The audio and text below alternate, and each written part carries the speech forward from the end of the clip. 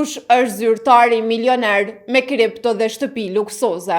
Emanuel Bajra, kryesuesi i bordit të Trusit të Kosovës, ka deklaruar pasuri që kap miliona euro. Në deklarimin e pasurisë së tij, ai ka përfshirë 2 shtëpi dhe 2 banesa që kapin vlerë mbi 2 milion euro. 2 vetura luksoze BMW dhe Volvo që kapin vlerën 155.000 euro. Bajra gjithashtu ka edhe metale të çmuar me vlerë 145.000 euro dhe një bibliotekë me vlerë gati 600.000 euro. Ai gjithashtu ka paraqitur edhe kriptovaluta, Ethereum, Solana dhe Bitcoin me vlerë mbi 14 milion euro.